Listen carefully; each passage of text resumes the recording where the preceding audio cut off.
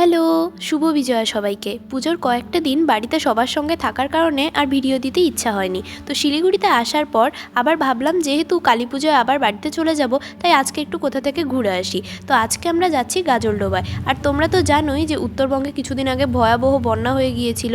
কিছু জায়গার অবস্থা এখন মোটামুটি ঠিক আছে, আবার কিছু জায়গায় এখনও অনেক খারাপ পরিস্থিতি। আর গাজলডোবার এই যে তিস্তা ক্যানেলটা আছে, এই ক্যানেলেও জলটা অনেকটাই বেড়ে গিয়েছিল। এখন তাও যদিও ঠিক আছে। পাহাড়ের কথা কী বা বলবো, পাহাড়ে তো রাস্তায় ধস নেমে ব্রিজ ভেঙে রাস্তাঘাট ভেঙে অবস্থা একাকার। তাই পাহাড়ে যাওয়ার রিস্কটা না নিয়ে আমাদের অগত্যা গাজলডোবাতেই আসতে হলো। যাই হোক, গাজলডোবা জায়গাটাও ভালো জায়গা। এখানে শীতকালে অনেক পরিযায়ী পাখি আসে, তার জন্যই এখানে ট্যুরিস্টের ভিড় হয়। আর দেখো রাস্তাটা কী সুন্দর ফুল গাছ দিয়ে ভর্তি। আর উত্তরবঙ্গের ত্রাসের কথা কিছু বলি আর চাই না বলি, এগুলো তো আপনা আপনি দৃষ্টিগোচর হয়ে যাবে কার্নিভ্যালের কিছু হাতে গোনা আনন্দের মুহূর্তের মাঝখানে, তো সেগুলো না বলাই ভালো। তো যাই হোক, এই সুন্দর একটা ওয়েদারে আমরা চলে গেলাম গাজলডোবা।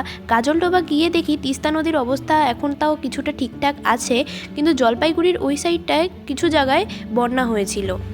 যদিও এখন তা অনেকটাই নিয়ন্ত্রণে আছে। তারপর আমরা কিছু খাওয়া দাওয়া করি আর আমাদের চোখে পড়ে কাঁকড়া। তো কাঁকড়া দেখবো আর কাঁকড়া খাবো না তা তো হতে পারে না, তো কাঁকড়াও খেয়ে নেই। তারপর আমরা এই সুন্দর সানসেটটা দেখতে দেখতে বাড়ির দিকে আসতে থাকি। তো রাস্তায় একটা মজার ঘটনা ঘটে। যাওয়ার সময় দুটো লোক আমাদের থামিয়ে বলে যে হাতি বেরিয়েছে, কিন্তু হাতি দেখতে না পেয়ে আমরা ভাবলাম কি না কি বলছে, কিন্তু আসার সময় দেখি সত্যি সত্যি দুটো হাতি বেরিয়েছে।